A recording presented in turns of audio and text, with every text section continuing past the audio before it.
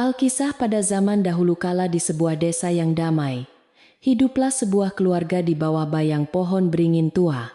Desa Jatiwangi ini sangat indah dengan deretan rumah beratap joglo yang berdiri megah menghadap ke arah matahari terbit setiap pagi. Angin sejuk selalu berhembus pelan menyapu halaman luas yang dipenuhi dedaunan kering yang jatuh berserakan di atas tanah merah. Suara burung tekukur yang bernyanyi dari dahan ke dahan menambah kesan tentram bagi siapa saja yang menginjakkan kaki di tanah warisan leluhur ini. Di salah satu rumah joglo terbesar yang ada di tengah desa tersebut, tinggallah seorang perempuan muda yang sangat rupawan bernama Wulandari. Ia adalah istri dari seorang pemuda desa bernama Jatmiko, yang dikenal memiliki keturunan keluarga terpandang dan cukup dihormati oleh warga sekitar. Setiap pagi sebelum ayam jantan berkokok, Wulandari sudah bangun untuk menyapu halaman dan menimba air dingin dari sumur batu yang sangat dalam. Tangannya yang lembut kini mulai terasa kasar karena harus melakukan semua pekerjaan berat itu sendirian tanpa pernah mengeluh sedikit pun. Meskipun Wulandari selalu bekerja keras tanpa henti dari pagi hingga malam hari, namun kehidupannya di rumah itu tidaklah pernah terasa bahagia. Ibu mertuanya yang bernama Rukmini selalu memandang rendah dirinya dan seringkali melontarkan kata-kata tajam yang sangat menyayat hati sanubarinya. Rukmini tidak pernah bisa menerima kenyataan bahwa putranya menikah dengan seorang perempuan sebatang kara yang datang tanpa membawa harta kekayaan apapun. Di mata mertuanya itu Wulandari hanyalah beban keluarga yang sungguh tidak berguna dan tidak memiliki asal-usul keturunan yang jelas. Suasana dapur tua yang selalu dipenuhi oleh kepulan asap kayu bakar menjadi satu-satunya tempat bagi Wulandari untuk menyembunyikan segala kesedihannya. Sambil meniup api tungku agar nyalanya semakin membesar, ia seringkali membiarkan air matanya menetes jatuh ke atas tumpukan abu sisa pembakaran. Jatmiko suaminya sebenarnya adalah pria yang baik, namun ia terlalu pendiam dan tidak pernah berani menentang perkataan keras dari ibunya sendiri. Jatmiko hanya bisa menundukkan kepala setiap kali Rukmini mulai memarahi Wulandari karena masalah kecil yang sengaja dibesar-besarkan oleh wanita tua tersebut. Pada suatu sore yang sangat terik ketika langit berubah warna menjadi jingga keemasan, Wulandari sedang duduk sendirian di tepi sumur batu. Ia sedang sibuk mencuci setumpuk pakaian kotor milik keluarga suaminya, sambil sesekali mengusap keringat yang terus mengalir deras di dahinya yang kotor. Tiba-tiba terdengar suara derap langkah kaki dari arah gerbang kayu depan rumah yang membuat Wulandari terkejut dan segera menoleh ke belakang. Ternyata ada seorang pedagang keliling berpakaian asing yang sedang berdiri di sana sambil membawa sebuah bungkusan kain berisi barang dagangannya. Pedagang asing yang memiliki janggut putih panjang itu tersenyum ramah sambil menundukkan kepalanya sebagai tanda hormat kepada Wulandari yang sedang kebingungan. "Permisi Nyonya yang baik hati, apakah saya diizinkan untuk meminta seteguk air minum sekadar untuk membasahi tenggorokan saya yang sangat kering ini?" Wulandari yang memang memiliki hati sangat lembut segera meletakkan cuciannya dan mengambil sebuah kendi tanah liat yang berisi air putih segar. "Silakan diminum air ini. Tuan, semoga rasa haus yang menyiksa perjalanan jauh Tuan bisa segera hilang," ucap Wulandari dengan suara yang sangat pelan. Pedagang tua itu menerima kendi tersebut dengan tangan gemetar dan meminum airnya dengan sangat perlahan seolah menikmati setiap tetes kesegarannya. Setelah dahaganya hilang, pria asing itu bermaksud mengembalikan kendi ke tangan Wulandari. Namun pandangannya tiba-tiba terpaku pada leher perempuan muda tersebut.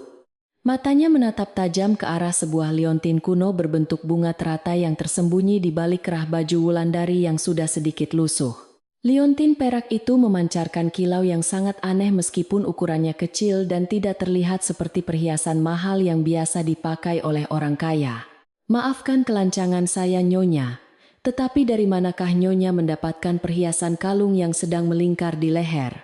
"Nyonya itu?" tanya sang pedagang dengan suara bergetar. Wulandari merasa sedikit terkejut mendengar pertanyaan aneh tersebut dan secara refleks ia menyentuh liontin peraknya dengan tangan kanannya yang masih basah.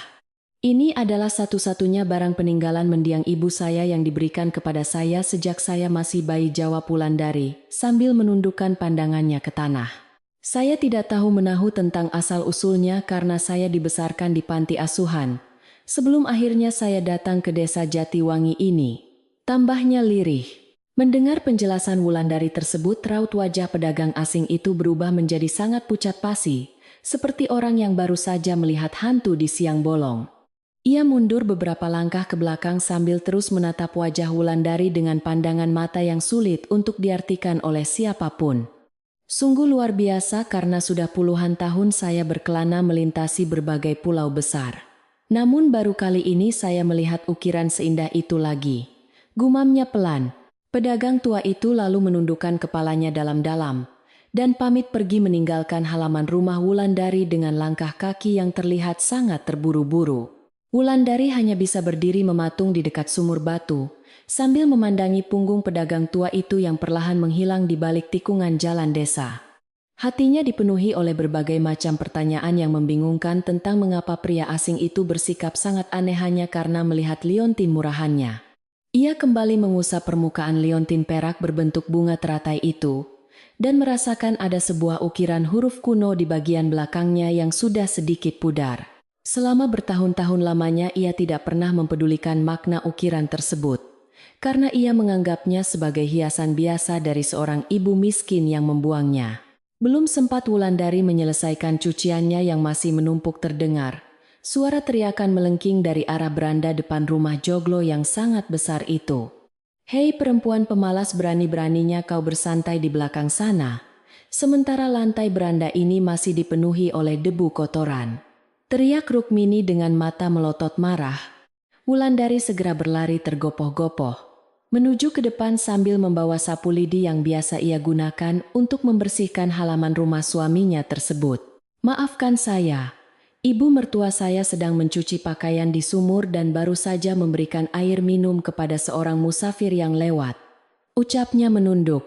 Rukmini mendengus kasar mendengar alasan menantunya itu, dan langsung merebut sapu lidi dari tangan Wulandari, lalu melemparkannya jauh ke atas tanah. "Alasan macam apa itu sungguh? Kau ini memang perempuan tidak berguna yang hanya tahu menghabiskan beras di dapur keluarga. Kami saja," bentak Rukmini marah. "Kalau saja kau membawa mahar berupa sawah atau emas, mungkin aku masih bisa memaklumi kemalasanmu, tetapi kau hanya membawa pakaian lusuhmu itu." Wulandari tidak berani membalas sepatah kata pun, dan hanya bisa menahan air matanya agar tidak jatuh membasahi pipinya di hadapan sang ibu mertua. Jatmiko yang saat itu baru saja pulang dari ladang melihat kejadian tersebut dari kejauhan. Namun ia hanya bisa menghela napas panjang dengan berat. Pemuda itu berjalan pelan mendekati ibunya, dan mencoba meredakan kemarahan wanita tua itu dengan mengusap lembut bahunya yang sedang naik turun karena emosi. "Sudahlah ibu," kasihan Wulandari.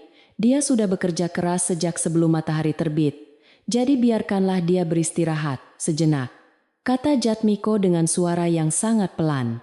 "Kau selalu saja membela istri miskinmu ini, Jatmiko, padahal dia tidak memberikan keuntungan apapun bagi nama baik keluarga kita," sahut Rukmini ketus. Setelah kejadian itu, Wulandari kembali masuk ke dalam dapur gelapnya untuk memasak hidangan makan malam bagi keluarga besar suaminya yang sangat penuntut.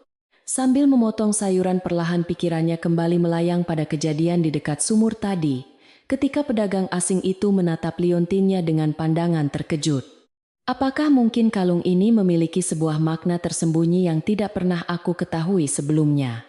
batin Wulandari sambil terus mengaduk kuah sayur di dalam panci. Namun ia segera menepis pikiran tersebut karena ia merasa dirinya hanyalah anak buangan yang tidak mungkin memiliki hubungan dengan hal-hal besar di luar sana. Malam harinya suasana desa Jatiwangi menjadi sangat sepi dan dingin karena angin malam berhembus cukup kencang membawa aroma bunga melati yang sedang mekar. Wulandari duduk di sudut kamarnya yang remang-remang sambil memperbaiki pakaian Jatmiko yang robek di bagian lengan karena terkena duri saat bekerja di ladang. Suaminya sudah tertidur lelap di atas ranjang kayu yang beralaskan tikar anyaman daun pandan yang sangat wangi karena kelelahan bekerja seharian penuh. Di tengah kesunyian malam itu, jari jemari Wulandari kembali menyentuh liontin peraknya dan entah mengapa benda itu terasa sedikit hangat di kulit lehernya. Esok paginya kabut tebal masih menyelimuti seluruh penjuru desa. Ketika Wulandari sudah bersiap untuk pergi ke pasar tradisional yang letaknya cukup jauh. Ia membawa sebuah keranjang anyaman bambu berukuran besar untuk membeli berbagai macam kebutuhan dapur yang telah dicatat oleh Rukmini dengan sangat rinci. Saat berjalan melewati jalanan tanah yang becek, Bekas hujan semalam, ia tidak sengaja mendengar percakapan beberapa ibu-ibu desa yang sedang berkumpul di warung. Mereka sedang membicarakan seorang pedagang keliling yang kabarnya sedang mencari informasi tentang sebuah perhiasan kuno yang hilang puluhan tahun silam di daerah ini. Wulandari menghentikan langkahnya sejenak dan mencoba mendengarkan dengan lebih saksama apa yang sedang dibicarakan oleh para tetangganya tersebut dari balik pohon pisang. Katanya pedagang tua itu adalah utusan dari seorang bangsawan kaya raya di luar pulau yang sedang mencari keberadaan putri kandungnya yang hilang. Konon putri bangsawan tersebut membawa sebuah tanda pengenal berupa kalung perak, berukir bunga teratai yang sangat langka, dan tidak bisa dibuat sembarangan oleh perajin biasa. Jantung Wulandari tiba-tiba berdegup dengan sangat kencang saat mendengar kata bunga teratai disebutkan secara jelas oleh salah seorang ibu-ibu yang sedang bergosip itu. Tanpa sadar, tangan Wulandari kembali meremas bagian dada bajunya tepat di mana liontin perak itu selalu tergantung dengan setia menemani kesehariannya selama ini. Ia merasa sangat ketakutan sekaligus bingung menghadapi kenyataan bahwa barang peninggalan ibunya tersebut mungkin adalah benda yang sedang dicari-cari oleh banyak orang asing. Jika mertuanya sampai tahu tentang hal ini, pasti Rukmini akan merampas kalung tersebut dan menjualnya ke pasar perhiasan untuk mendapatkan uang yang banyak. Wulandari bergegas melanjutkan perjalanannya menuju pasar dengan langkah kaki yang gemetar dan pikiran yang dipenuhi oleh berbagai macam kemungkinan buruk yang akan terjadi. Setibanya kembali di rumah, Wulandari berusaha bersikap senormal mungkin, meskipun wajahnya terlihat sangat pucat dan keringat dingin terus menetes dari pelipisnya yang lelah. Rukmini yang sedang duduk di kursi goyang kesayangannya langsung menyambut kedatangan Wulandari dengan tatapan mata yang sangat tajam dan penuh dengan kecurigaan. "Mengapa kau pergi ke pasar begitu lama sekali? Apakah kau sengaja membuang-buang waktumu untuk mengobrol dengan orang-orang miskin di jalanan sana?" tegur Rukmini sinis. "Maafkan saya ibu, tadi jalanan sangat licin, sehingga saya harus berjalan dengan sangat hati-hati agar tidak menjatuhkan belanjaan ini," jawab Wulandari sambil menunduk. Rukmini mendengus kesal dan segera merebut keranjang belanjaan itu dari tangan Wulandari untuk memeriksa kelengkapan barang-barang yang telah ia perintahkan untuk dibeli sebelumnya. Saat menarik keranjang tersebut tanpa sengaja kuku panjang Rukmini tersangkut pada kerah baju Wulandari dan merobek sedikit bagian kainnya yang sudah rapuh karena usia. Liontin perak berbentuk bunga teratai yang selama ini selalu disembunyikan oleh Wulandari akhirnya terlepas keluar dan menggantung bebas memantulkan cahaya matahari pagi yang masuk. Mata Rukmini langsung terbelalak lebar melihat perhiasan berkilau tersebut dan raut. Wajahnya berubah seketika menjadi penuh dengan rasa ingin tahu yang sangat besar. "Barang berharga apa yang sedang kau sembunyikan di balik baju lusuhmu itu?" Wulandari seru Rukmini sambil berusaha menarik liontin tersebut dengan kasar. Wulandari terkejut setengah mati dan secara refleks ia mundur satu langkah ke belakang sambil menutupi kalung peraknya dengan kedua tangannya yang gemetar hebat. "Ini hanya kalung biasa peninggalan almarhumah ibu saya. Ibu mertua, tolong jangan ambil satu-satunya kenangan yang saya miliki di dunia ini," mohon Wulandari memelas. "Jangan mencoba membohongiku, dasar perempuan pembohong. Serahkan benda itu kepadaku sekarang juga sebelum aku melaporkanmu kepada kepala desa karena telah mencuri," teriak Rukmini. Suara keributan yang terjadi di ruang tengah itu membuat Jatmiko terbangun dari tidurnya dan segera berlari keluar dari kamar untuk melihat apa yang terjadi. Ia sangat terkejut melihat ibunya sedang berusaha merebut sebuah benda berkilau dari leher istrinya yang sedang menangis terseduh-seduh ketakutan di sudut ruangan sana. "Ada apa ini? Ibu, tolong hentikan perbuatan ibu yang kasar ini. Wulandari adalah istriku, dan dia bukanlah seorang pencuri seperti yang ibu tuduhkan," kata Jatmiko. "Diam kau, Jatmiko. Lihatlah benda mengkilap yang disembunyikan istrimu ini. Pasti dia telah mencurinya dari saudagar kaya yang datang ke desa kita," sergah Rukmini. Wulandari hanya bisa menangis pasrah meratapi nasibnya yang selalu diwarnai oleh kesedihan dan penderitaan sejak ia pertama kali menginjakan kakinya di rumah besar ini. Ia memeluk erat liontin bunga teratai itu di dadanya seakan-akan benda mati tersebut adalah satu-satunya pelindung yang ia miliki di tengah kerasnya kehidupan ini. Malam itu Wulandari tidak bisa memejamkan matanya sama sekali dan terus berpikir tentang misteri masa lalunya yang kini mulai mengancam kedamaian hidupnya yang rapuh. Ia menatap keluar jendela kamarnya yang terbuka menembus kegelapan malam desa Jatiwangi, sambil berharap akan ada sebuah keajaiban yang datang menolongnya segera. Angin malam berhembus masuk melalui celah jendela membawa hawa dingin yang menusuk tulang. Namun Wulandari tetap tidak beranjak dari tempat duduknya di lantai kayu. Bintang-bintang di langit bersinar terang seakan memberikan sedikit cahaya harapan bagi hatinya yang sedang diselimuti oleh kabut duka yang sangat tebal dan menyiksa batin. Ia teringat kembali pada senyuman pedagang asing bersorban putih itu, dan bertanya-tanya apakah pria tua tersebut benar-benar mengetahui sebuah rahasia besar tentang asal-usulnya. Jika memang benar ia adalah anak dari keluarga terpandang, mengapa nasibnya harus terbuang jauh hingga ke desa miskin dan dihina setiap hari seperti ini? Sementara itu di luar desa Jatiwangi nun jauh di sana bayangan sebuah rombongan besar tampak sedang beristirahat di bawah rimbunnya pohon-pohon jati yang tinggi. Kuda-kuda perkasa mereka diikat pada batang pohon, sementara beberapa pengawal berpakaian mewah sedang mendiskusikan peta tua yang diterangi oleh cahaya api unggun yang hangat.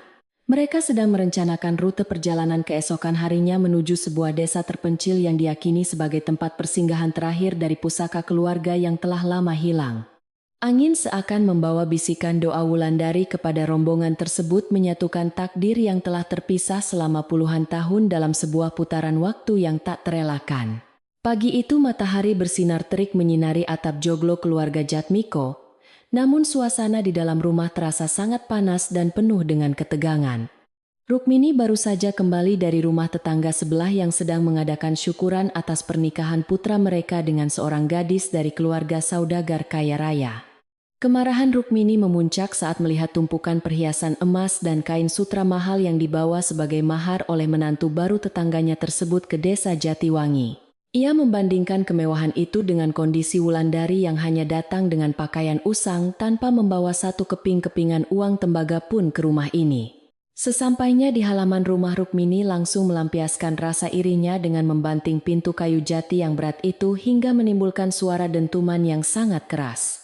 Wulandari yang sedang menyapu daun-daun kering di teras depan terkejut setengah mati dan segera menundukkan kepalanya dalam-dalam karena takut melihat wajah mertuanya yang merah padam.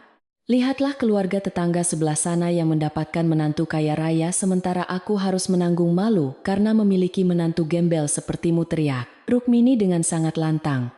Wulandari hanya bisa menggenggam erat gagang sapu lidinya, sambil menahan air mata yang mulai menggenang di pelupuk matanya yang tampak sangat lelah dan kurang tidur.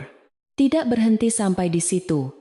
Rukmini mulai berjalan keliling desa Jatiwangi untuk menyebarkan cerita buruk tentang menantunya yang malang tersebut kepada warga yang ditemuinya. Di warung sayur dekat balai desa, ia berkumpul dengan beberapa ibu-ibu yang sedang berbelanja dan mulai mengarang kebohongan tentang tabiat buruk Wulandari selama tinggal bersamanya. Perempuan miskin itu tidak hanya pemalas, tetapi ia juga membawa kesialan bagi hasil panen keluarga kami. Sejak dia datang ke sini, keluh Rukmini dengan nada meyakinkan. Para tetangga yang mendengar cerita tersebut mulai berbisik-bisik dan menatap sini setiap kali mereka berjalan melewati rumah joglo besar itu. Desas-desus jahat itu menyebar bagaikan api yang membakar padang rumput kering di musim kemarau panjang, hingga akhirnya sampai ke telinga seluruh penduduk desa Jatiwangi. Bahkan beberapa warga mulai percaya bahwa liontin perak yang selalu disembunyikan oleh Wulandari adalah barang hasil curian dari seorang musafir yang pernah singgah di sana. Mereka menuduh Wulandari menggunakan ilmu hitam untuk memikat hati Jatmiko, agar pemuda baik hati itu mau menikahinya dan membawanya keluar dari kehidupan jalanan yang kelam. Akibatnya setiap kali Wulandari pergi ke sumur umum atau pasar, orang-orang selalu menjaga jarak dan melemparkan tatapan penuh kebencian ke arah wajahnya yang lugu. Jatmiko yang sebenarnya mengetahui semua gosip menyakitkan itu merasa sangat serba salah dan tertekan di antara rasa cinta kepada istrinya serta rasa hormat kepada ibunya. Setiap malam sepulang dari ladang, ia mendapati istrinya sedang duduk melamun di sudut dapur dengan wajah pucat. Namun Jatmiko tidak tahu harus berkata apa kepadanya. Tolong bersabarlah sedikit lagi. Wulandari, ibuku mungkin sedang banyak pikiran karena hasil panen kita musim ini kurang bagus. kata Jatmiko sambil mengusap pelan punggung istrinya. Wulandari hanya mengangguk pelan meskipun hatinya menjerit kesakitan karena suaminya tidak pernah benar-benar membela kehormatannya di depan warga desa yang terus mencemoohnya setiap saat. Suatu hari ketika langit desa Jatiwangi mendung tertutup awan hitam yang tebal, Wulandari sedang mencuci beras di dapur belakang yang udaranya terasa sangat pengap. Air matanya menetes tanpa henti bercampur dengan air cucian beras di dalam wadah anyaman bambu. Karena ia teringat kembali semua hinaan yang diterimanya pagi ini. Tadi saat ia berjalan mengambil kayu bakar di hutan kecil tepi desa, sekelompok anak kecil melemparinya dengan kerikil, sambil meneriakinya sebagai perempuan pembawa sial. Luka di kakinya akibat lemparan batu itu tidak seberapa dibandingkan dengan rasa sakit di dalam dadanya yang seolah-olah ditusuk oleh ribuan jarum tajam yang berkarat. Saat Wulandari sedang menangis dalam diam, sesosok bayangan tua muncul dari balik pintu dapur kayu yang setengah terbuka menutupi cahaya redup dari luar ruangan. Ia adalah Mbok Lasmi, seorang pelayan tua yang sudah puluhan tahun mengabdi pada keluarga suaminya jauh sebelum Rukmini menjadi nyonya rumah di joglo besar tersebut. Mbok Lasmi berjalan tertatih-tatih menggunakan tongkat kayunya, mendekati Wulandari yang sedang bersimpuh di lantai tanah liat yang lembab dan dingin karena hujan gerimis mulai turun. Pelayan tua yang bijaksana itu sangat menyayangi Wulandari, karena ia tahu betul betapa murni dan baiknya hati perempuan muda yang selalu dianiaya oleh mertuanya itu. Mbok Lasmi duduk di sebuah kursi kayu pendek di samping tungku api, lalu meletakkan tangannya yang keriput ke atas bahu Wulandari dengan sangat lembut. "Janganlah kau buang air matamu yang berharga itu untuk menangisi kekejaman orang-orang yang matanya tertutup oleh keserakahan harta duniawi ini, nak," ucap Mbok Lasmi menenangkan. Wulandari segera menghapus air matanya menggunakan ujung kain kebayanya yang lusuh, lalu menatap wajah keriput Mbok Lasmi dengan pandangan mata yang sangat memelas dan putus asa. "Saya sudah tidak sanggup lagi. Mbok, rasanya saya ingin pergi saja dari desa ini agar ibu mertua bisa hidup tenang tanpa melihat wajah sial saya." Mendengar keputusasaan tersebut, Mbok Lasmi tersenyum tipis dan menggelengkan kepalanya perlahan sambil menatap lurus ke dalam mata Wulandari yang bengkak karena terlalu sering menangis sendirian. "Kau tidak boleh menyerah begitu saja, Wulandari, karena kau adalah istri sah dari Jatmiko dan kau berhak berada di rumah joglo warisan leluhur keluarga ini.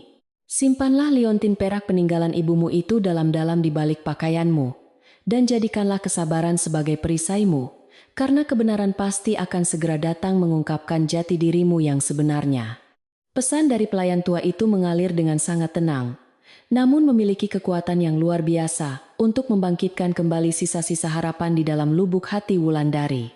Nasihat singkat dari Mbok Lasmi tersebut bagaikan tetesan air embun yang jatuh menyejukkan padang gersang di dalam pikiran Wulandari yang selama ini selalu diliputi kebingungan. Ia menyadari bahwa melarikan diri dari masalah bukanlah jalan keluar yang baik, karena itu hanya akan membuat Rukmini merasa menang dan membenarkan semua kebohongan jahatnya. "Mulai saat ini saya akan mencoba menjadi lebih kuat. Mbok, saya akan menjaga pusaka ibu saya ini dengan nyawa saya sendiri," bisik Wulandari dengan sangat mantap. Mbok Lasmi mengangguk bangga, lalu perlahan bangkit berdiri meninggalkannya kembali sendirian di dapur untuk menyelesaikan pekerjaan memasaknya. Sebelum malam yang gelap dan dingin tiba. Sejak percakapan di dapur itu, Wulandari mulai mengubah sikapnya menjadi lebih tegar meskipun ia tidak pernah melawan perkataan kasar Rukmini secara langsung di hadapannya. Ia menjahit sebuah kantung kecil dari sisa kain bekas, lalu mengalungkannya di leher untuk menyembunyikan liontin bunga teratai itu agar tidak terlihat oleh siapapun lagi. Ketika Rukmini memarahinya karena masakannya dianggap terlalu asin, Wulandari hanya menundukkan kepalanya dalam diam tanpa meneteskan air mata sedikit pun seperti yang biasa ia lakukan. Perubahan sikap menantunya ini justru membuat Rukmini semakin marah, karena ia merasa Wulandari kini berani mengabaikan teguran kerasnya yang penuh dengan wibawa sebagai mertua. Malam hari berikutnya, suasana desa Jatiwangi kembali diselimuti oleh kabut tebal yang turun dari lereng pegunungan, membawa hawa dingin yang menusuk hingga ke dalam tulang. Jatmiko sedang duduk di beranda depan sambil meminum secangkir kopi hitam panas yang diseduhkan oleh Wulandari ketika ibunya tiba-tiba keluar dari kamar dengan wajah garang. Kau harus menceraikan perempuan miskin itu Jatmiko sebelum dia membawa kutukan yang lebih besar bagi keluarga terhormat kita ini. Desak Rukmini sambil berkacak pinggang marah.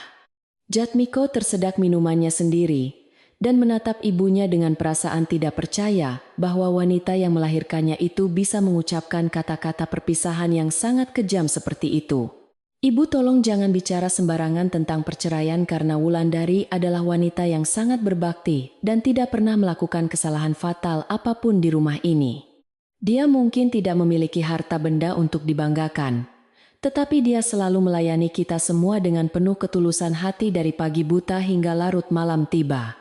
Rukmini memukul meja kayu jati di hadapannya dengan sangat keras hingga cangkir kopi Jatmiko terguling dan menumpahkan cairan hitam pekat itu ke atas lantai teras.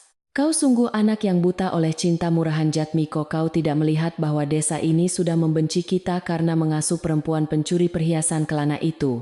Pertengkaran antara ibu dan anak itu terdengar jelas oleh Wulandari yang sedang merapikan piring-piring kotor di area sumur belakang rumah yang gelap gulita tanpa lentera.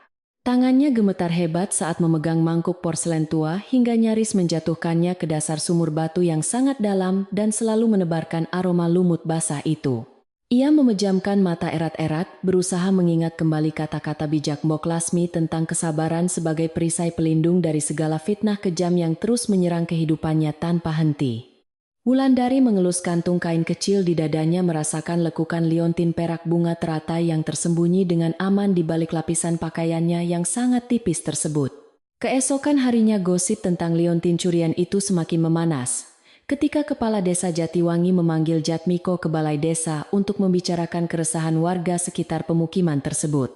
Kepala desa yang bernama Pak Wirya mengatakan bahwa beberapa pedagang dari luar desa enggan mampir ke Jatiwangi karena mendengar rumor tentang keberadaan pencuri di sana.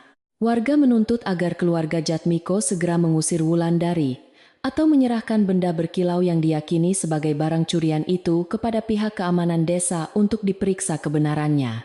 Jatmiko pulang ke rumah dengan langkah gontai dan wajah tertunduk lesu, merasa beban di pundaknya semakin berat untuk ditanggung seorang diri menghadapi tekanan seluruh warga.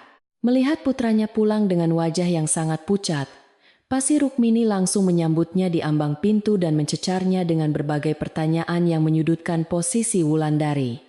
Apa kataku Jatmiko, sekarang terbukti bahwa istrimu itu hanyalah penyakit bagi desa kita, jadi kau harus segera mengusirnya keluar dari rumah ini sebelum senja turun. Jatmiko menghela napas panjang dan menatap tajam ke arah ibunya dengan sedikit sisa keberanian yang ia miliki demi mempertahankan keutuhan rumah tangganya yang sedang terancam. Tidak, Ibu. Saya tidak akan pernah mengusir Wulandari karena saya yakin dia bukanlah seorang pencuri seperti yang warga desa fitnahkan secara keji kepadanya selama ini. Wulandari yang menguping pembicaraan tersebut dari balik tirai kamar, merasa sangat tersentuh mendengar pembelaan suaminya yang sangat jarang terjadi selama mereka mengarungi bahtera rumah tangga. Setidaknya Jatmiko masih memiliki sedikit rasa percaya kepadanya meskipun seluruh dunia berbalik memusuhinya dan menuduhnya melakukan perbuatan nista yang tidak pernah ia lakukan seumur hidupnya. Namun ia juga sadar bahwa situasi di desa ini sudah semakin tidak terkendali dan kehadirannya perlahan-lahan mulai menghancurkan nama baik suaminya di mata masyarakat luas. Ia harus memikirkan cara untuk membuktikan bahwa liontin itu adalah milik ibunya, meskipun ia sama sekali tidak memiliki saksi hidup yang bisa membenarkan ceritanya tersebut. Menjelang sore hari, saat langit mulai berwarna jingga kemerahan, Mbok Lasmi kembali mendatangi Wulandari yang sedang sibuk memilah biji jagung di halaman belakang yang sepi. Angin berhembus cukup kencang menerbangkan rambut panjang Wulandari yang sengaja diikat asal-asalan menggunakan seutas tali kain hitam, karena ia tidak memiliki waktu untuk berdandan cantik. Mbok Lasmi ikut duduk bersila di atas tikar pandan dan mulai membantunya memisahkan biji jagung yang bagus dari tongkolnya yang sudah mengering dijemur terik matahari. Suasana di halaman belakang itu terasa sangat damai, sejenak menjauhkan Wulandari dari hiruk pikuk pertengkaran keluarga dan tatapan penuh kebencian dari tetangga di luar sana. Ingatlah pesanku Wulandari, bahwa badai yang paling kencang sekalipun pasti akan berlalu, dan menyisakan langit yang cerah di ufuk timur pada keesokan harinya. Ucap Mbok Lasmi, jangan biarkan racun yang ditebarkan oleh ibu mertuamu merusak kebaikan hatimu yang murni karena orang yang sabar selalu mendapatkan perlindungan dari Sang Pencipta alam semesta. Wulandari tersenyum tulus mendengar kata-kata menenangkan itu, dan merasa seolah-olah ia sedang berbicara dengan mendiang ibunya sendiri yang tidak pernah ia kenal wajahnya sejak kecil. Terima kasih banyak Mbok Lasmi, karena Mbok selalu hadir memberikan kekuatan saat saya hampir menyerah menghadapi kerasnya kehidupan di rumah ini. Balas Wulandari penuh rasa syukur. Sementara itu di jalanan berbatu menuju desa Jatiwangi, rombongan besar berkuda yang sempat beristirahat di hutan kini mulai mempercepat laju perjalanan mereka membelah kabut sore. Pemimpin rombongan tersebut adalah seorang pria parubaya yang terlihat sangat gagah, meskipun wajahnya memancarkan gurat kelelahan akibat perjalanan panjang dari tanah seberang lautan sana. Pria itu bernama Raden Danarta, seorang bangsawan kaya raya yang selama puluhan tahun tidak pernah berhenti mencari jejak istri dan putri tunggalnya yang hilang entah kemana. Ia memegang erat sebuah lukisan kecil, bergambar liontin bunga teratai perak, yang merupakan satu-satunya petunjuk untuk menemukan kembali darah dagingnya yang sangat ia sayangi. Kehadiran rombongan misterius di perbatasan desa itu segera memancing perhatian para petani yang sedang berjalan pulang dari ladang memanggul cangkul dan keranjang panen mereka masing-masing. Mereka berbisik-bisik keheranan melihat kemewahan pakaian para pengawal dan hiasan pelana kuda yang terbuat dari bahan kulit kualitas tinggi, berbalut ukiran kuningan yang berkilauan indah. Salah seorang warga memberanikan diri untuk bertanya kepada salah satu pengawal rombongan tersebut tentang tujuan kedatangan mereka ke desa terpencil yang jarang dikunjungi orang asing ini. Pengawal itu menjawab dengan sopan bahwa majikannya sedang mencari seseorang yang memiliki ciri-ciri khusus dan meminta izin untuk bermalam di desa Jatiwangi selama beberapa hari. Kabar tentang kedatangan rombongan bangsawan kaya itu menyebar dengan sangat cepat hingga terdengar oleh Rukmini yang sedang asyik memakan ubi rebus di ruang tengah rumahnya. Telinga wanita tua yang serakah itu langsung berdiri tegak ketika mendengar kata bangsawan dan kekayaan yang disebutkan oleh tetangganya dari luar jendela kayu yang terbuka. Rukmini segera membayangkan keuntungan besar yang bisa ia dapatkan jika ia berhasil mengundang tamu-tamu terhormat itu untuk menginap di rumah joglonya, yang merupakan bangunan terbesar. Ia mulai memerintahkan para pelayan termasuk Wulandari untuk membersihkan seluruh ruangan depan dan menyapu halaman, hingga tidak ada sehelai daun kering pun yang tertinggal. Wulandari yang tidak tahu menahu tentang asal-usul rombongan tersebut hanya menurut saja, dan mulai menggosok lantai teras menggunakan ampas kelapa, agar terlihat lebih mengkilap. Keringat kembali membasahi keningnya, namun ia bekerja dengan sangat tekun sambil terus memastikan bahwa kantung kecil berisi liontin peraknya tetap tersembunyi aman di balik bajunya. Rukmini terus mondar-mandir memberikan perintah dengan suara lantang memastikan bahwa segala sesuatunya tampak sempurna demi menyambut para tamu kaya yang sebentar lagi akan tiba di desanya. Ia bahkan menyuruh Jatmiko untuk mengenakan pakaian terbaiknya agar keluarga mereka terlihat sangat terpandang dan sejajar dengan status sosial rombongan tamu bangsawan yang datang tersebut. Di sudut halaman dekat sumur embok, Lasmi memperhatikan semua kepanikan Rukmini dengan tatapan mata yang tenang dan senyuman penuh arti yang sulit untuk dijelaskan maknanya. Firasat pelayan tua itu mengatakan bahwa kedatangan rombongan besar ini bukanlah sebuah kebetulan semata, melainkan ada campur tangan takdir yang akan segera mengubah jalannya sejarah. Ia memandang ke arah punggung Wulandari yang sedang membungkuk menggosok lantai kayu dengan napas terengah-engah kelelahan tanpa pernah mengeluh atas perlakuan tidak adil dari ibu mertuanya. Waktu pembuktian sudah semakin dekat.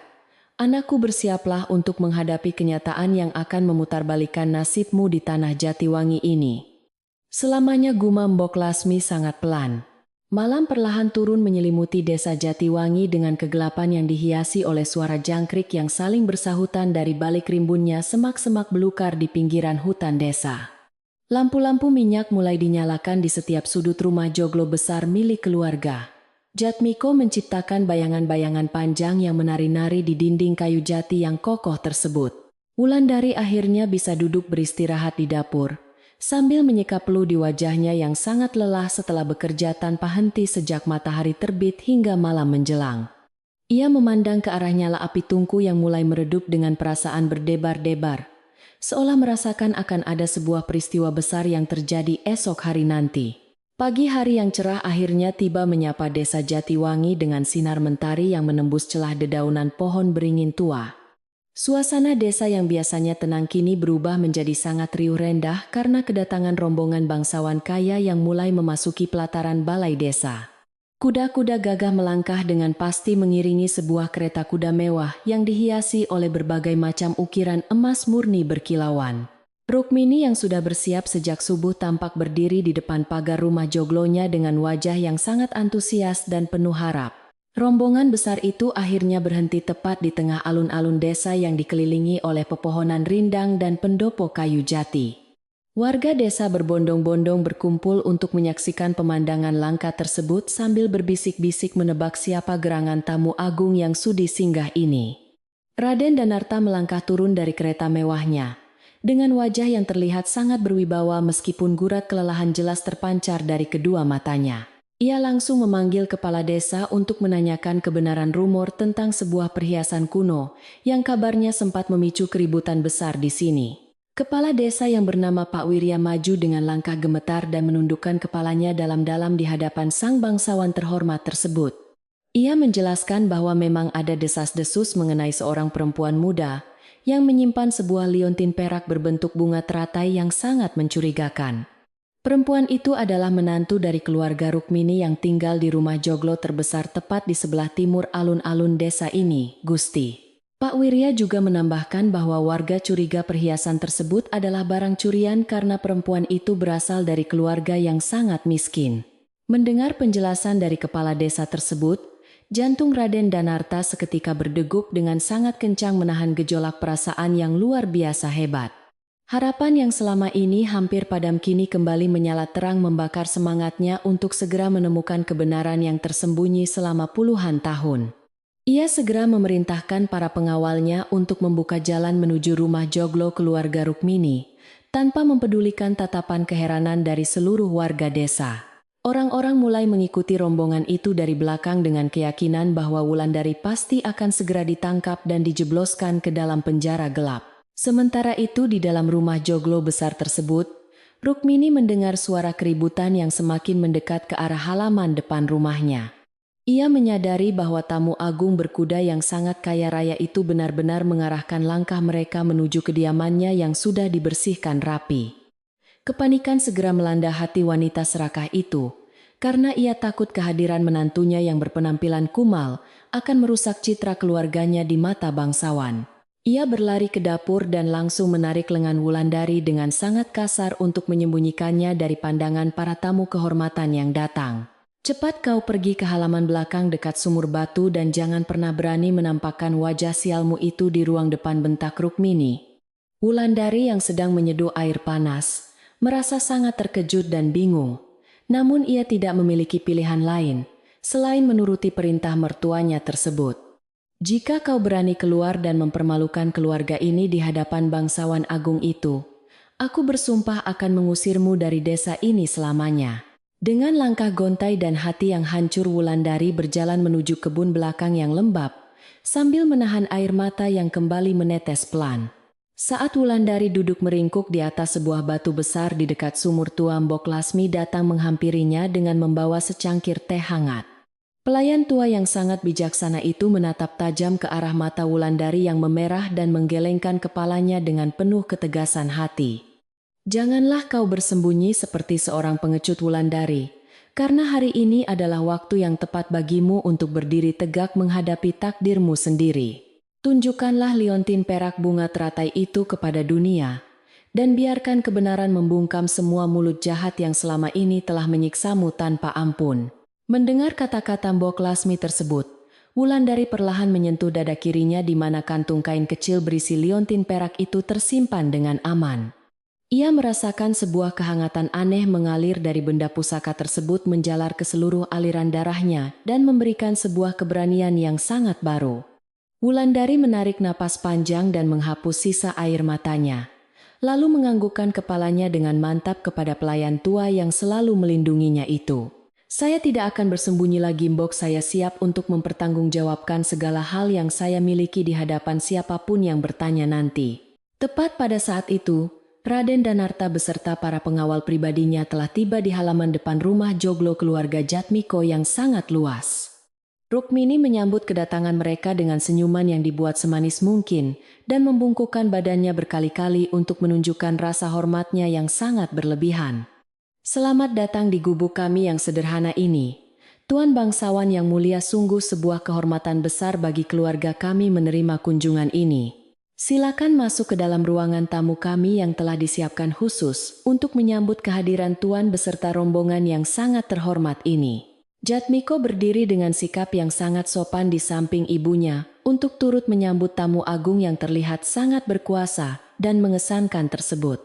Namun Raden Danarta sama sekali tidak mempedulikan segala bentuk basa-basi dan sambutan berlebihan yang ditunjukkan oleh nyonya rumah yang terlihat sangat serakah itu. Ia menghentikan langkahnya di tengah ruangan dan menatap tajam ke arah Rukmini dengan pandangan mata yang menyiratkan sebuah ketegasan tanpa kompromi. Saya datang ke sini bukan untuk beramah tamah, melainkan untuk mencari seorang perempuan yang kabarnya menyimpan sebuah liontin perak berbentuk bunga teratai. Rukmini sedikit terkejut mendengar tujuan sebenarnya dari kedatangan bangsawan kaya tersebut. Namun ia segera memutar otak liciknya untuk mencari keuntungan pribadi. Oh, Tuan pasti sedang mencari barang curian yang disembunyikan oleh menantu perempuan saya yang sangat miskin dan tidak tahu diuntung itu. Saya sendiri sudah berkali-kali mencoba merampas perhiasan tersebut darinya karena saya tahu benda berharga itu pasti milik seseorang yang sangat penting. Rencananya saya akan menyerahkan kalung itu kepada pihak berwajib agar menantu durhaka saya itu mendapatkan hukuman yang setimpal atas perbuatan jahatnya. Mendengar kebohongan yang meluncur dari mulut Rukmini tersebut, wajah Raden Danarta memerah menahan amarah yang meledak-ledak di dalam dadanya yang sesak. Ketahuilah nyonya bahwa liontin itu bukanlah sebuah barang curian, melainkan sebuah pusaka keluarga kerajaan yang menjadi tanda pengenal putri kandungku satu-satunya. Bawa perempuan itu ke hadapanku sekarang juga beserta perhiasan yang kau sebutkan tadi karena aku ingin melihatnya dengan mata kepalaku sendiri. Suara Raden Danarta menggelegar memenuhi seluruh penjuru ruangan joglo, membuat nyali semua orang yang hadir di sana seketika menciut ketakutan luar biasa. Jantung Rukmini seakan berhenti berdetak saat mendengar kata pusaka keluarga, dan putri kandung meluncur dari mulut bangsawan yang sedang berdiri marah itu. Wajahnya berubah menjadi seputih kapas, dan seluruh persendian di tubuhnya mendadak terasa lemas. Tak bertenaga menyadari kesalahan fatal yang mungkin telah ia lakukan. Warga desa yang berkerumun mengintip dari luar jendela kayu juga ikut terkesiap kaget mendengar kenyataan yang sangat tidak terduga dan mengejutkan tersebut. Suasana di dalam rumah joglo besar itu berubah menjadi sangat tegang dan sunyi senyap, seolah-olah waktu sedang berhenti berputar di desa Jatiwangi. Melihat ibunya yang terdiam kaku membisu, Jatmiko segera memberanikan diri untuk melangkah maju ke depan menghadapi bangsawan yang sedang diliputi amarah itu. Ampun beribu ampun, Tuan yang mulia, istri saya Wulandari bukanlah seorang pencuri jahat seperti yang dituduhkan oleh banyak orang di desa ini. Ia telah memakai liontin perak itu sejak ia masih bayi ketika ditemukan di sebuah panti asuhan di luar kota puluhan tahun silam. Saya berani menjamin dengan nyawa saya sendiri bahwa Wulandari adalah perempuan yang sangat suci dan tidak pernah mengambil hak milik orang lain. Rukmini berusaha menarik ujung baju Jatmiko untuk membungkam mulut putranya itu karena ia sangat takut keluarga mereka akan dijatuhi hukuman berat. Diam kau Jatmiko, jangan berani-beraninya membela perempuan miskin itu di hadapan tamu agung kita sebelum kita semua diseret ke dalam penjara bawah tanah. Namun Raden Danarta sama sekali tidak mempedulikan kepanikan Rukmini dan justru menatap Jatmiko dengan pandangan mata yang mulai melembut penuh dengan harap. Kau adalah suami yang baik anak muda. Sekarang panggil istrimu kemari agar aku bisa segera memastikan kebenaran dari semua teka-teki panjang ini. Jatmiko mengangguk hormat dan segera berbalik badan berjalan menuju ke halaman belakang rumah untuk menjemput istrinya yang sedang disembunyikan oleh ibunya. Ia menemukan Wulandari sedang berdiri tegak di samping sumur batu ditemani oleh Mbok Lasmi yang terus memberikan dukungan moral tanpa henti kepadanya. Wajah Wulandari tidak lagi menampakkan ketakutan atau kesedihan, melainkan sebuah ketegasan yang belum pernah Jatmiko lihat sebelumnya selama mereka hidup berumah tangga bersama. Wulandari tersenyum tipis ke arah suaminya seakan menandakan bahwa ia sudah benar-benar siap untuk menghadapi segala kemungkinan terburuk di ruang depan sana. Jatmiko meraih tangan Wulandari dengan sangat lembut dan menggenggamnya erat untuk menyalurkan kekuatan kepada istrinya yang selama ini selalu menderita dalam diam. Tamu agung itu memintamu untuk datang ke ruang depan Wulandari. Beliau ingin melihat langsung perhiasan yang selalu kau simpan di balik pakaianmu itu. Wulandari mengangguk pelan lalu menarik napas panjang untuk menenangkan detak jantungnya yang berpacu kencang sebelum melangkahkan kakinya perlahan meninggalkan area sumur batu tersebut. Ia berjalan melewati lorong gelap rumah joglo dengan kepala tegak tidak lagi menunduk seperti seorang budak yang selalu dimaki setiap hari. Ketika Wulandari melangkahkan kakinya memasuki ruang utama joglo yang terang benderang, seluruh pasang mata yang ada di sana langsung tertuju kepadanya. Meskipun ia hanya mengenakan kebaya katun yang sudah sangat pudar warnanya, namun entah mengapa ada sebuah aura keanggunan luar biasa yang terpancar darinya. Sikapnya yang tenang dan sorot matanya yang teduh mampu membungkam semua bisik-bisik warga desa yang sedari tadi terus mencibirnya dari luar rumah. Bahkan Rukmini pun hanya bisa menelan ludah dengan susah payah melihat perubahan sikap menantunya yang kini terlihat sangat berani dan penuh percaya diri. Pandangan mata Raden Danarta langsung terkunci pada sosok perempuan muda yang baru saja muncul dari balik pintu ruang tengah tersebut tanpa berkedip. Jantung bangsawan tua itu berdegup semakin kencang ketika ia melihat fitur wajah Wulandari yang sangat mirip dengan mendiang istri tercintanya di masa lalu. Bentuk mata hidung dan senyuman lembut itu seakan membawanya kembali pada kenangan manis puluhan tahun silam yang selalu menghantui setiap malamnya yang sepi. Mata Raden Danarta mulai berkaca-kaca menahan air mata kerinduan yang sangat mendalam setelah sekian lama mencari tanpa arah tujuan yang jelas sama sekali. Wulandari berhenti tepat di depan Raden Danarta lalu membungkukkan badannya dengan sangat anggun untuk memberikan penghormatan kepada tamu agung suaminya tersebut. Tolong perlihatkan kepadaku liontin perak yang sedang kau simpan itu.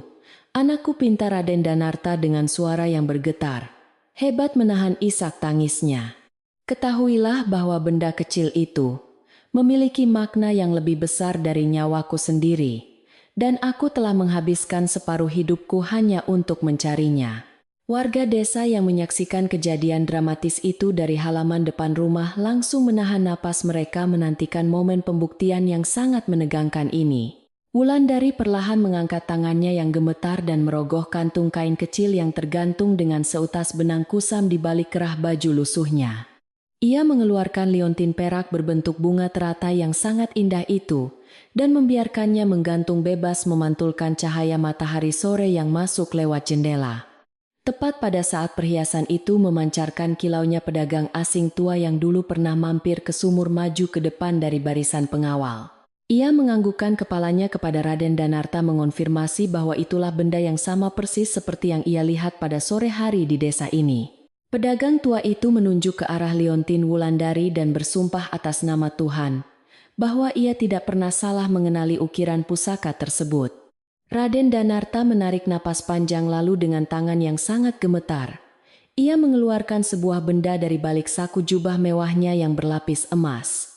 Benda itu adalah potongan liontin perak lainnya yang juga memiliki bentuk setengah bunga teratai dengan ukiran kuno yang sama persis di bagian sisinya. Beliau melangkah maju mendekati Wulandari yang masih berdiri mematung kebingungan melihat separuh bagian lain dari kalung peninggalan ibunya yang selama ini ia jaga. Suasana di dalam ruang tamu joglo besar itu benar-benar menjadi sangat hening, seakan-akan tidak ada seorang pun yang berani bernapas terlalu keras. Raden Danarta menyatukan potongan liontin dari tangannya dengan potongan liontin milik Wulandari dan keajaiban pun terjadi tepat di depan mata semua orang. Kedua kepingan perak itu menyatu dengan sangat sempurna tanpa meninggalkan celah sedikit pun membentuk sebuah bunga teratai utuh yang sedang mekar dengan indahnya. Simbol penyatuan itu menjadi bukti fisik yang tidak terbantahkan lagi bahwa perempuan miskin di hadapan mereka adalah pewaris sah dari keluarga bangsawan tersebut. Wulandari menatap bunga teratai perak yang kini utuh di tangannya dengan perasaan campur aduk antara rasa terkejut, bahagia dan kebingungan yang sangat besar. Ia kini bersiap untuk berbicara dan membersihkan semua fitnah kejam yang selama ini telah menghancurkan nama baiknya di hadapan seluruh penduduk desa Jatiwangi. Ia bukan lagi perempuan lemah yang bisa diinjak-injak harga dirinya oleh ibu mertuanya yang kejam ataupun dijadikan bahan olokan oleh para tetangga sekitarnya. Kenyataan besar ini akan segera memutarbalikkan nasib semua orang yang ada di ruangan tersebut dan membawa sebuah keadilan yang selama ini tertunda lama. Rukmini yang berdiri tidak jauh dari tempat itu merasa kakinya tidak lagi sanggup menopang berat badannya dan jatuh terduduk di atas lantai kayu. Wajah kesombongannya kini tergantikan oleh rasa ketakutan yang luar biasa besar karena menyadari bahwa menantu yang selalu ia hina adalah seorang putri bangsawan. Rahasia masa lalu telah terbongkar dengan sangat nyata menghancurkan segala kebohongan dan prasangka buruk yang selama ini menyelimuti kehidupan keluarga besar di desa ini. Takdir telah menunjukkan jalan kebenarannya, dan tidak ada satu orang pun yang bisa lari dari akibat perbuatan buruk mereka di masa yang lalu. Raden Danarta menatap lekat wajah Wulandari, sambil menangis terseduh-seduh di hadapan seluruh penduduk desa Jatiwangi yang masih terdiam kaku. Air mata kebahagiaan mengalir deras membasahi pipi keriput sang bangsawan, yang telah menempuh perjalanan puluhan tahun melintasi samudra, demi menemukan belahan jiwanya. Anakku yang hilang akhirnya kembali ke pelukanku. Setelah sekian lama aku hidup dalam penderitaan dan kegelapan yang menyiksa batinku tanpa ampun setiap hari. Wulandari hanya bisa terpaku merasakan kehangatan pelukan seorang ayah yang belum pernah ia rasakan sejak napas pertamanya di dunia yang fana ini. Bangsawan kaya raya itu kemudian melepaskan pelukannya perlahan dan memegang kedua bahu Wulandari dengan tangan yang masih bergetar hebat menahan gejolak emosi. Dengarkanlah baik-baik semua orang yang hadir di ruangan ini, bahwa perempuan muda yang berdiri di hadapan kalian ini adalah darah dagingku satu-satunya. Namanya yang sebenarnya adalah Raden Ayu. Sekar Kedaton pewaris tunggal dari seluruh kekayaan dan tanah leluhur keluarga besar kami di seberang lautan sana. Warga desa Jatiwangi serempak menahan napas mereka saat mendengar pengumuman resmi yang menggelegar dari mulut sang bangsawan agung di tengah ruang tamu tersebut.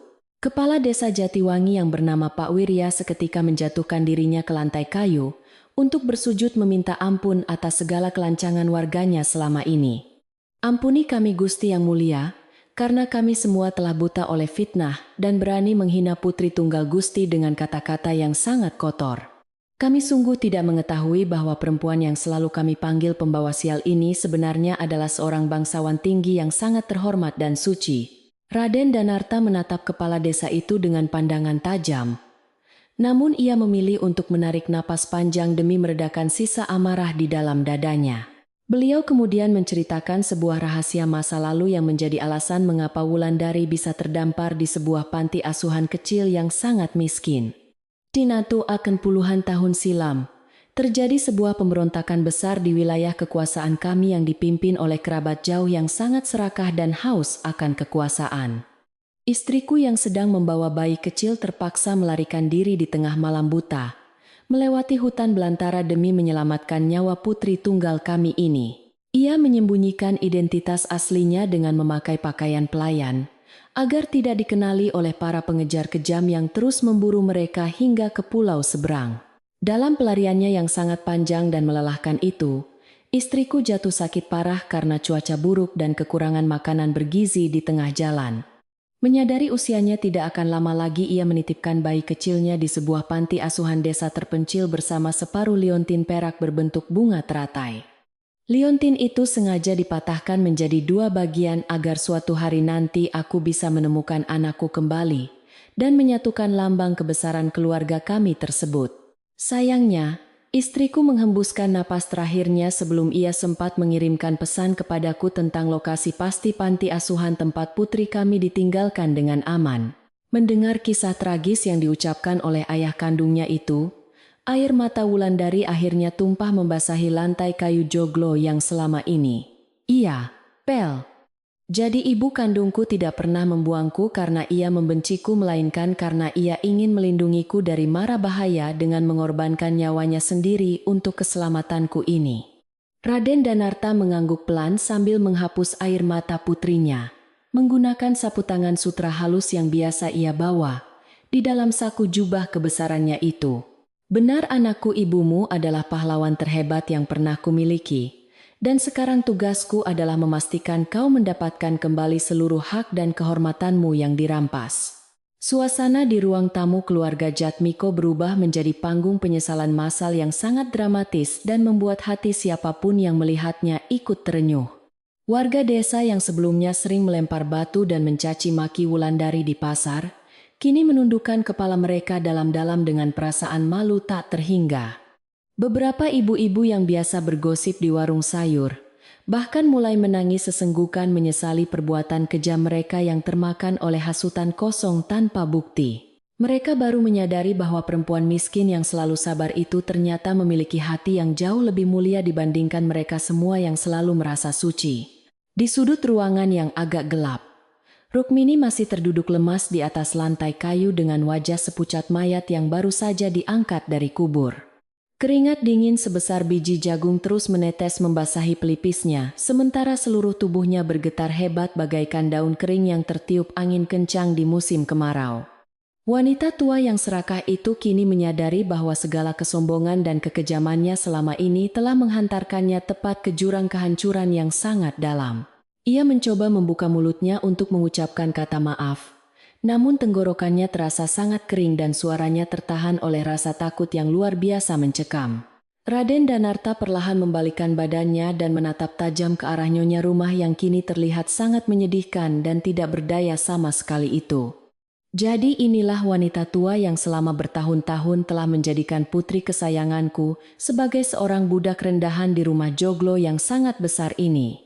Kau telah menghinanya, memfitnahnya sebagai pencuri, dan bahkan berniat menjual liontin peninggalan istriku demi memuaskan nafsu serakahmu yang tidak ada habisnya itu. Nyonya, suara sang bangsawan terdengar sangat tenang, namun memiliki tekanan yang sangat kuat, sehingga membuat nyali Rukmini semakin menyusut hingga tidak tersisa sedikit pun. Rukmini segera merangkak maju, mendekati kaki Raden Danarta, sambil menangis histeris memohon ampun atas segala kesalahan fatal yang telah ia perbuat selama ini. Ampuni hamba Gusti yang mulia, hamba sungguh buta oleh harta duniawi dan tidak tahu bahwa menantu hamba adalah seorang putri raja yang agung. Tolong jangan hukum mati hamba Gusti, hamba berjanji akan menjadi pelayan bagi Wulandari seumur hidup hamba untuk menebus segala dosa besar hamba ini. Warga desa yang melihat pemandangan memalukan itu hanya bisa mencibir pelan karena mereka tahu betul sifat asli Rukmini yang sangat tamak dan licik. Raden Danarta sama sekali tidak tergerak oleh tangisan buaya yang ditunjukkan oleh wanita tua di hadapannya karena ia tahu semua itu hanyalah kepalsuan. Aku bisa saja menghancurkan seluruh keluargamu dan meratakan rumah joglo ini dengan tanah dalam sekejap mata jika aku mau menggunakan kekuasaanku sekarang juga. Namun putriku mewarisi kelembutan hati ibunya, sehingga aku tidak akan mengotori tanganku dengan darah seorang wanita serakah yang tidak memiliki harga diri sepertimu. Mulai detik ini, kau dilarang keras untuk mendekati Wulandari atau mengucapkan satu patah kata pun kepadanya. Jika kau masih ingin menghirup udara segar. Ancaman yang diucapkan dengan nada dingin itu benar-benar mengunci rapat bibir Rukmini yang sedari tadi terus meratap memohon belas kasihan dari sang bangsawan. Ia hanya bisa menganggukkan kepalanya dengan sangat cepat, sambil terus bersujud menyentuh lantai kayu jati yang selama ini menjadi saksi bisu kekejamannya sendiri. Hukuman yang paling menyakitkan bagi orang sombong sepertinya bukanlah siksaan fisik, melainkan kehilangan seluruh kekuasaan dan rasa hormat di hadapan orang banyak seketika. Rukmini kini harus menelan pil pahit bahwa ia tidak akan pernah lagi bisa memerintah siapapun di rumah besar yang selalu ia banggakan itu. Jatmiko yang sedari tadi berdiri mematung di dekat pintu perlahan melangkah maju, mendekati istrinya dengan perasaan campur aduk yang sangat sulit untuk dijelaskan. Ia merasa sangat bahagia, karena istrinya akhirnya menemukan keluarga aslinya. Namun di saat yang sama, ia juga merasa sangat malu atas kegagalannya melindungi. Maafkan aku Wulandari, aku adalah suami yang sangat pengecut karena membiarkanmu menderita sendirian menanggung semua fitnah dan siksaan ibuku selama bertahun-tahun lamanya ini. Jatmiko menundukkan kepalanya dalam-dalam dan tidak berani menatap langsung ke arah mata indah istrinya yang kini memancarkan aura kebangsawanan yang sangat nyata itu. Wulandari menatap suaminya dengan penuh kasih sayang karena ia tahu bahwa di balik sikap diamnya selama ini, Jatmiko sebenarnya memiliki hati yang tulus. Ia mengangkat tangan kanannya dengan lembut dan menyentuh pipi Jatmiko yang basah oleh air mata penyesalan yang mengalir deras tanpa henti sejak tadi. Jangan menyalahkan dirimu sendiri, Kakang, karena aku tahu kau selalu berusaha melindungiku dengan caramu sendiri. Meskipun situasinya sangat sulit bagi kita berdua, kau tetaplah suamiku yang sah. Dan aku tidak akan pernah melupakan kebaikanmu yang telah sudi menikahiku saat aku tidak memiliki siapapun dahulu. Mendengar kebesaran hati istrinya tersebut, Jatmiko langsung bersimpuh di hadapan Wulandari dan memeluk erat kedua kakinya sambil menangis sejadi-jadinya meluapkan segala penyesalannya. Raden Danarta memandang menantunya itu dengan tatapan menilai lalu memberikan isyarat kepada pengawalnya untuk membantu pemuda desa yang terlihat sangat tulus itu berdiri. Aku mengampunimu anak muda karena aku tahu kau memiliki budi pekerti yang baik. Meskipun kau tumbuh di bawah didikan ibu yang sangat salah. Buktikanlah kesetiaanmu kepada putriku mulai hari ini. Dan jadilah pelindung utamanya yang berani berdiri di barisan paling depan untuk menghalau segala macam bahaya. Mbok Lasmi yang mengawasi seluruh kejadian tersebut dari ambang pintu dapur tersenyum lebar. Melihat keadilan akhirnya ditegakkan di rumah tua yang pengap ini. Pelayan tua yang bijaksana itu melangkah maju dengan tertatih-tatih dibantu oleh tongkat kayunya, lalu menundukkan badan memberikan penghormatan kepada Gusti Raden Danarta. Hamba adalah pelayan tua yang selalu menemani putri Gusti menangis di dapur, dan hamba bersaksi bahwa jiwa Raden Ayu sungguh sangat suci tak bercela. Raden Danarta membalas senyuman Mbok Lasmi, dan memerintahkan pengawalnya untuk memberikan sekantung koin emas murni sebagai tanda terima kasih atas kebaikannya. Merawat Wulandari, kebenaran kini telah terbuka dengan sangat benderang di desa Jatiwangi, menghempaskan awan gelap kebohongan yang selama ini menyelimuti kehidupan keluarga besar rumah Joglo. Kepala desa segera memerintahkan seluruh warganya untuk membubarkan diri dan kembali ke rumah masing-masing, dengan membawa pelajaran berharga tentang bahaya lisan yang tak dijaga. Warga desa meninggalkan halaman rumah Jatmiko dengan langkah gontai sambil terus berbisik-bisik membicarakan peristiwa luar biasa yang baru saja terjadi di depan mata mereka. Mereka berjanji pada diri sendiri untuk tidak pernah lagi memandang rendah orang miskin karena nasib seseorang bisa berubah total hanya dalam satu malam. Setelah suasana di luar rumah mulai sepi, Raden Danarta mengajak putrinya untuk duduk bersama di atas karpet beludru merah yang digelar oleh pengawalnya. Ia menceritakan banyak hal tentang kehidupan di istana mereka yang megah di tanah seberang dan tentang keindahan taman bunga peninggalan almarhumah ibundanya tercinta. Wulandari mendengarkan setiap kata yang keluar dari mulut ayahnya dengan mata berbinar-binar membayangkan sebuah kehidupan baru yang penuh dengan kedamaian dan kasih sayang tulus. Malam itu menjadi malam pertama bagi Wulandari, di mana ia tidak perlu lagi menangis sendirian, meratapi nasibnya di sudut dapur yang gelap dan dingin. Rukmini yang masih diliputi oleh rasa malu dan ketakutan luar biasa diam-diam merangkak mundur menuju ke kamarnya sendiri tanpa menimbulkan suara sedikit pun. Wanita tua itu tidak berani lagi mengangkat wajahnya atau memberikan perintah kepada pelayan karena ia tahu posisinya kini hanyalah benalu di rumah tersebut. Ia mengunci pintu kamarnya rapat-rapat dan duduk meringkuk di sudut ruangan yang gelap meratapi kebodohannya sendiri yang telah membuang permata paling berharga. Ketamakannya telah memakan tuannya sendiri, dan kini ia harus hidup dalam kebisuan panjang di bawah bayang-bayang keagungan menantu yang dulu selalu ia siksa. Jatmiko segera mengambil alih kendali rumah tangga dan memerintahkan pelayan lainnya untuk menyiapkan hidangan makan malam terbaik yang pernah ada di desa ini. Ia ingin memastikan bahwa mertua agungnya itu mendapatkan pelayanan yang sangat memuaskan setelah menempuh perjalanan jauh dan menguras banyak emosi sepanjang hari ini. Aroma rempah-rempah yang sangat harum mulai tercium dari arah dapur belakang menggantikan bau kepanikan dan ketegangan yang sempat menyelimuti seluruh sudut rumah tersebut. Wulandari yang terbiasa memasak kini dilarang keras untuk menyentuh peralatan dapur karena ia harus diperlakukan selayaknya seorang putri raja yang sangat dihormati. Saat hidangan makan malam disajikan di atas meja kayu jati panjang, Wulandari duduk berdampingan dengan ayah kandungnya untuk pertama kalinya seumur hidupnya ini. Ia merasakan sebuah kebahagiaan yang sangat murni mengalir di dalam dadanya menyembuhkan semua luka batin yang tergores dalam selama tinggal bersama mertuanya yang kejam. Raden Danarta menyuapkan sepotong daging empuk ke dalam piring putrinya, sambil tersenyum hangat memastikan bahwa anak kesayangannya itu tidak akan pernah kelaparan lagi selamanya. Suasana hangat di meja makan itu menjadi saksi bisu bersatunya kembali dua jiwa yang terpisahkan oleh takdir kejam selama puluhan tahun lamanya. Di tengah santap malam yang tenang itu, Raden Danarta menyampaikan niatnya untuk membawa Wulandari beserta suaminya pulang ke tanah kelahiran mereka yang sesungguhnya. Aku ingin kau melihat sendiri keindahan tanah leluhurmu anakku dan belajar menjadi pemimpin yang bijaksana untuk meneruskan kejayaan keluarga besar kita kelak. Jatmiko mengangguk setuju tanpa ragu sedikit pun karena ia sadar bahwa tempat istrinya bukanlah di desa terpencil ini yang telah memberinya banyak penderitaan. Ia rela meninggalkan tanah kelahirannya demi mendampingi Wulandari menuju masa depan yang jauh lebih cerah di bawah bimbingan ayah mertuanya yang sangat luar biasa. Wulandari memandang ke arah Mbok Lasmi yang sedang berdiri di dekat pintu dan meminta pelayan tua itu untuk ikut serta bersama mereka kelak. Aku tidak akan pernah meninggalkan pahlawanku sendirian di sini. Mbok, jadi bersiaplah untuk menikmati masa tuamu dengan damai di istana kami yang indah. Mbok Lasmi meneteskan air mata bahagia dan menganggukkan kepalanya dengan sangat hormat.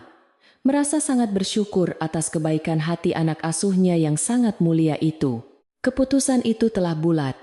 Dan kini desa Jatiwangi perlahan mulai kembali menemukan ketenangannya di bawah sinar bulan purnama yang bersinar sangat terang. Malam perlahan semakin larut membawa hawa dingin yang menyejukkan menyapu seluruh penjuru desa kuno yang kini telah tertidur pulas setelah kelelahan yang luar biasa. Lampu-lampu minyak di rumah joglo besar itu masih menyala terang menjadi saksi bisu atas perubahan besar yang terjadi pada kehidupan keluarga sederhana ini. Angin malam berhembus lembut menggoyangkan dedaunan pohon beringin tua di halaman depan, seolah ikut bernyanyi merayakan kemenangan kebenaran atas segala fitnah yang sangat kejam.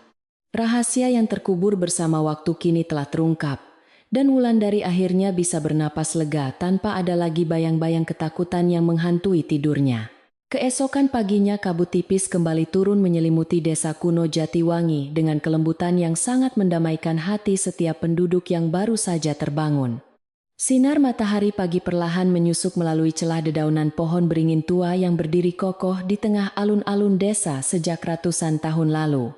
Suara burung tekukur yang biasanya terdengar biasa saja kini terasa seperti sebuah nyanyian syukur atas kedamaian yang akhirnya kembali ke tanah ini. Udara pagi terasa sangat sejuk dan segar menghapus sisa-sisa ketegangan yang sempat mencekik pernapasan seluruh warga desa pada hari sebelumnya yang sangat melelahkan. Di dalam rumah joglo yang sangat besar itu, suasana berubah menjadi sangat tenang dan damai, tidak seperti pagi-pagi biasanya yang selalu bising. Wulandari membuka matanya perlahan di atas ranjang kayu, yang kini dilapisi oleh kain sutra halus pemberian ayah kandungnya yang sangat menyayanginya itu. Ia menatap ke arah langit-langit kamar, sambil tersenyum tipis menyadari bahwa semua kejadian luar biasa kemarin bukanlah sebuah mimpi indah yang singkat. Beban berat yang selama ini menekan dadanya telah lenyap tak berbekas digantikan oleh sebuah perasaan lega yang sangat luar biasa dan menenangkan jiwa. Meskipun statusnya kini telah berubah menjadi seorang putri bangsawan yang sangat kaya raya, namun Wulandari tetaplah sosok perempuan yang sangat rendah hati. Ia perlahan bangkit dari tempat tidurnya dan merapikan selimut sutra itu dengan tangan kosongnya sendiri, tanpa mau merepotkan para pelayan yang berjaga. Kebiasaan lamanya untuk bangun pagi dan menghirup udara segar di halaman belakang rumah masih belum bisa hilang dari dalam dirinya begitu saja. Ia melangkah keluar kamar dengan langkah kaki yang sangat ringan menyusuri lorong rumah joglo, yang kini terasa jauh lebih hangat dan bersahabat. Saat Wulandari berjalan melewati ruang tengah, ia melihat ibu mertuanya sedang duduk menyendiri di sudut ruangan dengan wajah yang sangat menunduk lesu. Rukmini yang dulunya selalu berteriak lantang memberikan perintah kini terlihat sangat rapuh dan tua, seolah seluruh energi kehidupannya telah tersedot habis seketika.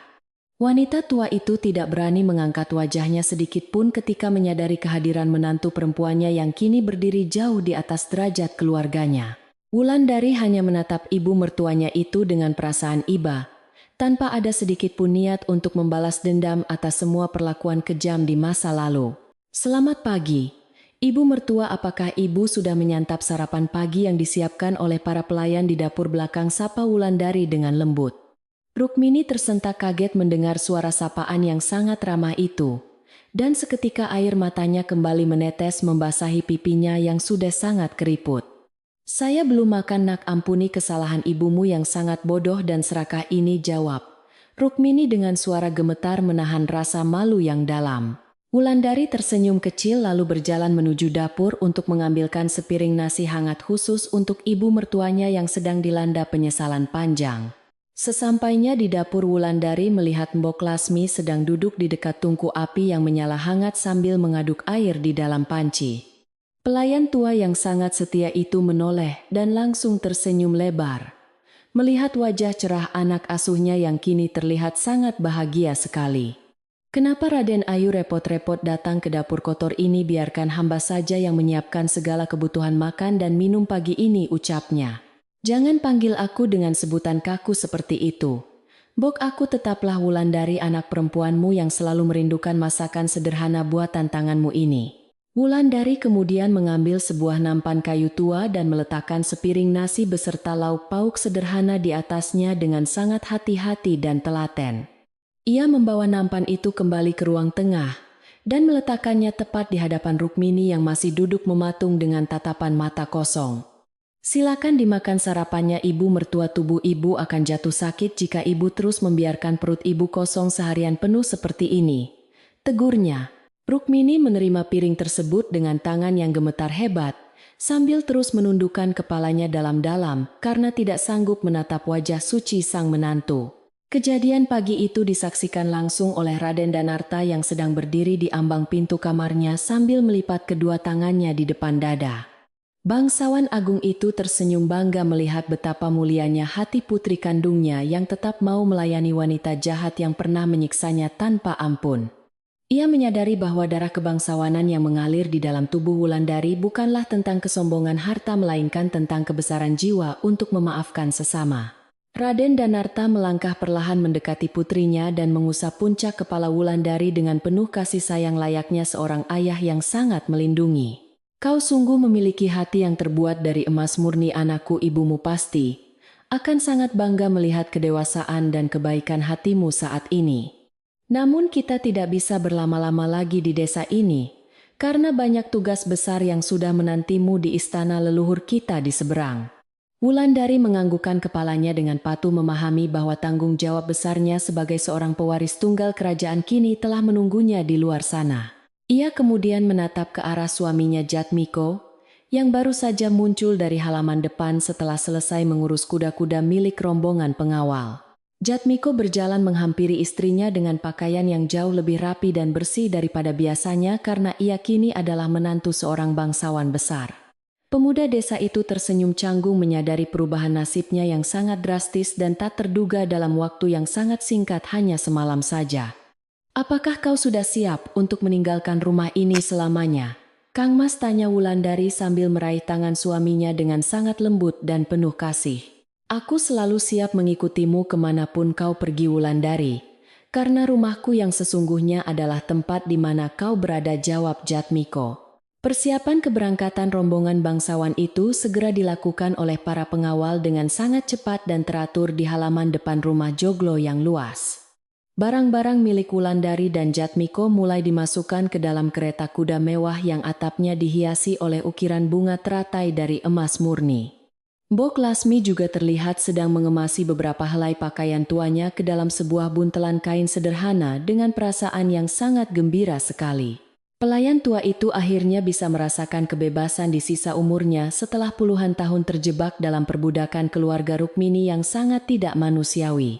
Menjelang siang hari, berita tentang kepergian Wulandari menyebar dengan sangat cepat ke seluruh penjuru desa Jatiwangi yang masih diliputi oleh rasa bersalah.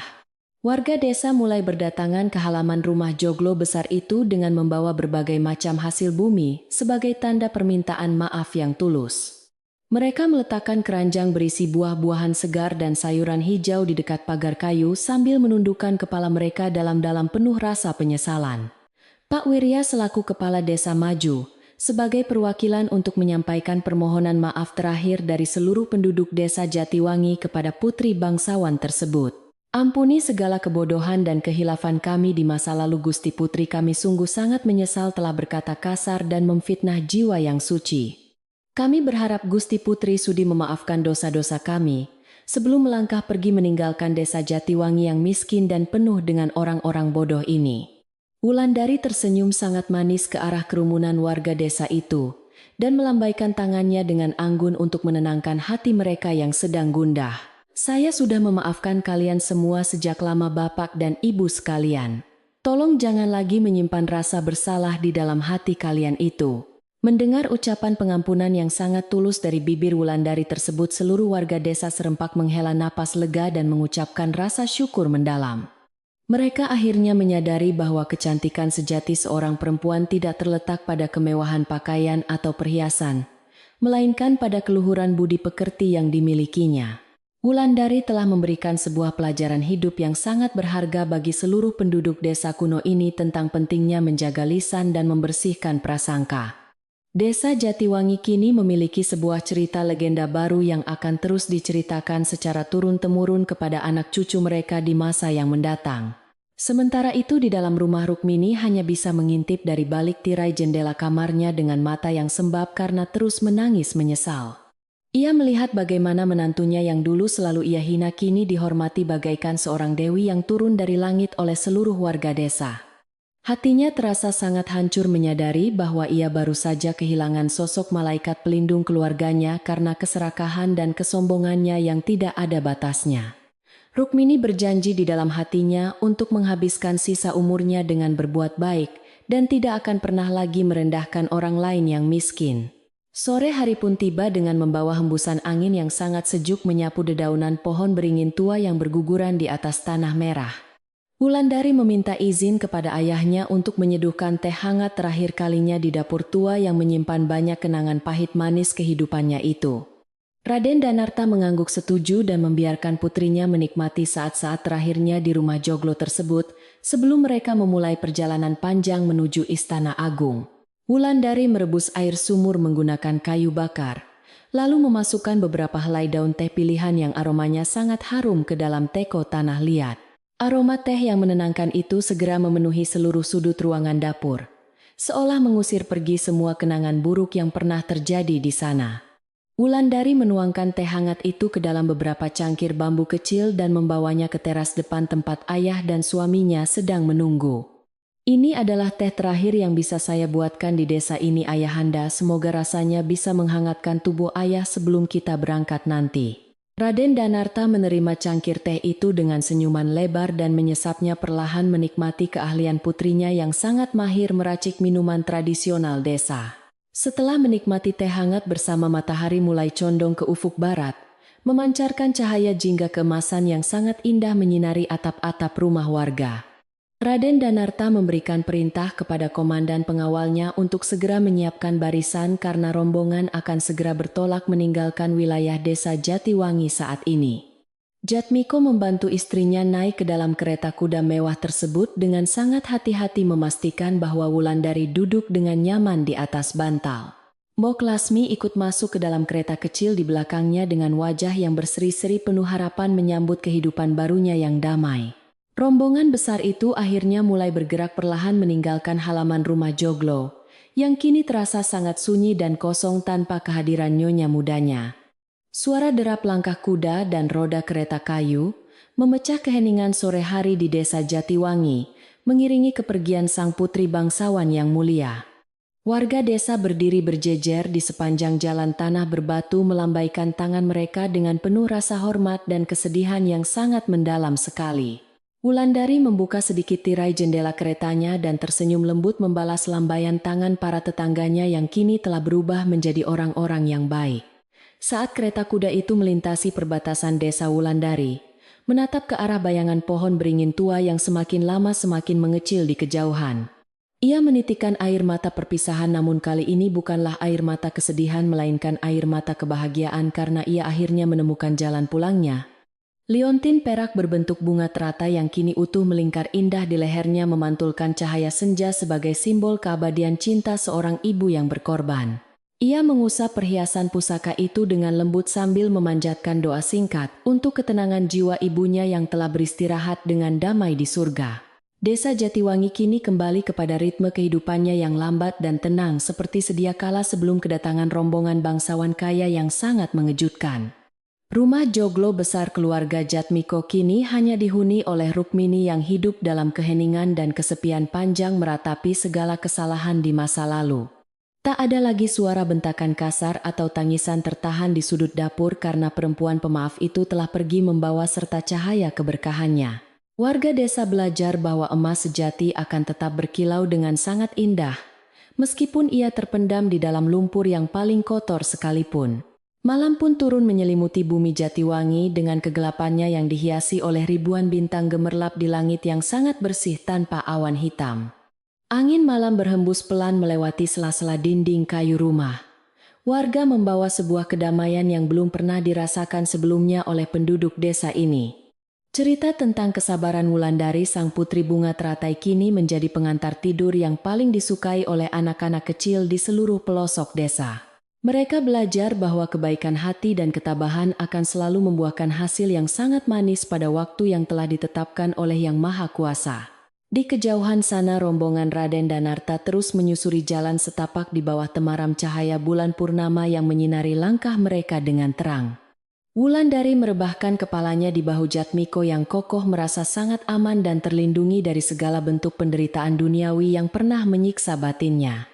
Perjalanan panjang menuju tanah kelahiran aslinya ini adalah awal dari sebuah kisah kehidupan baru yang dipenuhi oleh cinta kasih dan kehormatan tinggi. Dan begitulah kebenaran akhirnya menemukan jalannya sendiri bagaikan aliran sungai yang tenang, namun selalu bermuara pada lautan keadilan yang sangat luas tak terbatas. Suasana malam yang sunyi itu memberikan ruang bagi setiap insan untuk merenungkan kembali makna perjalanan hidup yang penuh dengan misteri dan ujian. Kisah kesabaran Wulandari akan terus hidup abadi di hati. Setiap orang yang mendengarnya mengingatkan kita bahwa kesombongan hanya akan membawa sebuah kehancuran mutlak. Biarlah angin malam menceritakan sisa dongeng ini kepada dedaunan kering yang berjatuhan, agar kedamaian senantiasa menjaga tidur lelap kita hingga esok pagi menjelang. Dan pada akhirnya orang yang baik hatinya akan selalu dikenang selamanya di bumi Jatiwangi yang damai ini. Malam semakin larut menyisakan embun dingin yang mulai menetes perlahan membasahi ujung-ujung dedaunan di sekitar sumur tua tempat segala rahasia itu bermula. Segala sesuatu telah kembali pada tempatnya yang semestinya dan roda kehidupan terus berputar seiring dengan pergerakan bintang-bintang di angkasa raya yang luas. Tidurlah dengan tenang wahai pendengar malam, karena setiap tetes air mata kesedihan hari ini pasti akan digantikan oleh senyuman bahagia di kemudian hari. Demikianlah kisah ini ditutup di bawah bayang-bayang pohon beringin yang terus berdiri kokoh menjaga rahasia kebaikan hati yang tak akan lekang oleh waktu.